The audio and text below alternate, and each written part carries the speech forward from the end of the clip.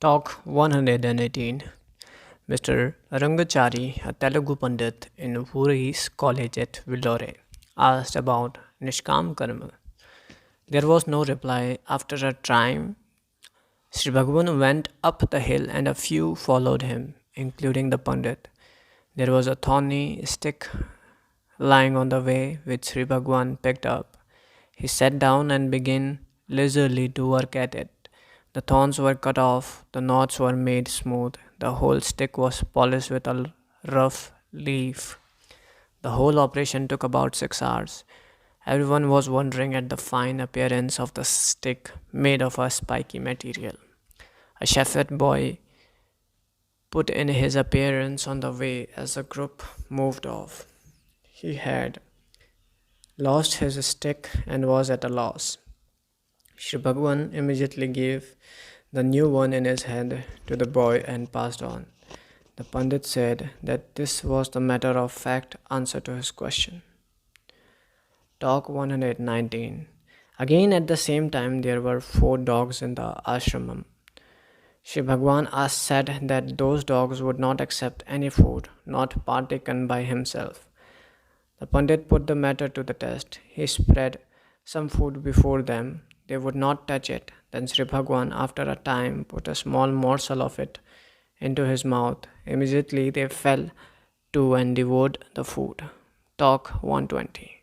Later a man brought 2 peacocks with their eyes screened.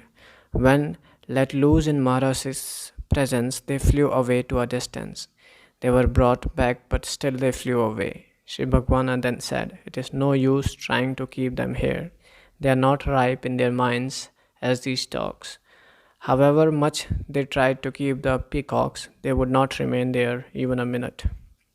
Talk 121. Talks between the master and 2 Muslims on a previous occasion. Devotee.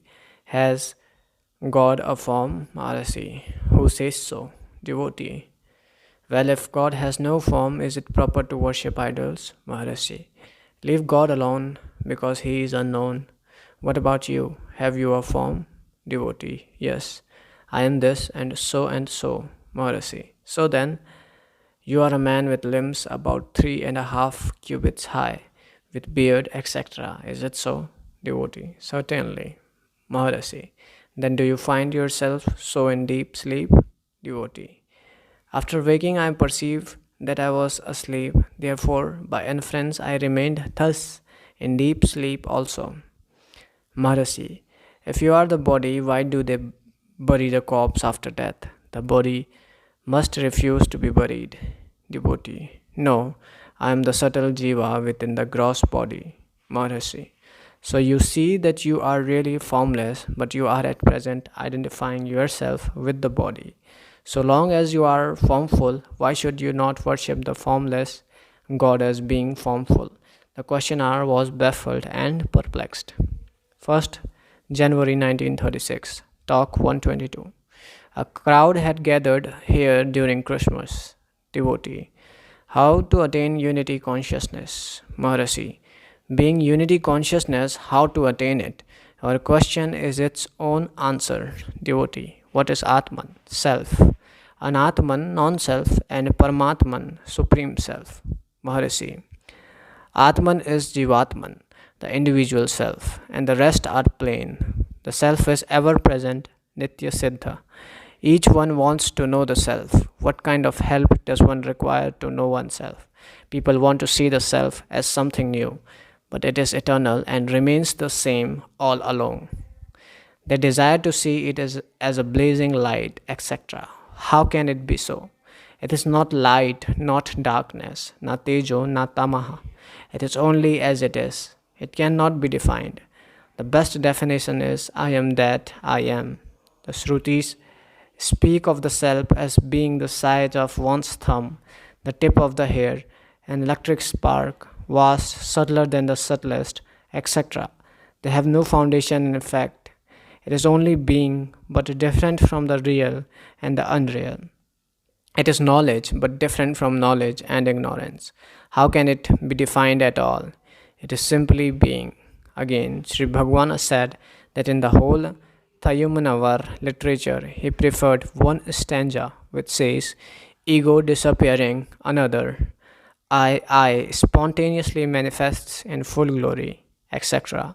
Again, the sides Skandar Anubhuti, not real, not unreal, not darkness, nor light, it is. One man said that a Siddha of Kumbhakonam claimed to overcome the defects in Sri Sankara's system, which deals only with transcendentalism and not the work a day life. One must be able to exercise superhuman powers in ordinary life. That is to say, one must be a Siddha in order to be perfect. Sri Bhagwan pointed out a stanza in Tayumanavar which condemns all Siddhis. Further, he said that Tayumanavar mentions Mauna, silence, in numerous places but defines it is only one verse. Mauna is said to be that state which spontaneously manifests after the annihilation of the ego. That state is beyond light and darkness, but still it is called light, since no other proper word could be found for it.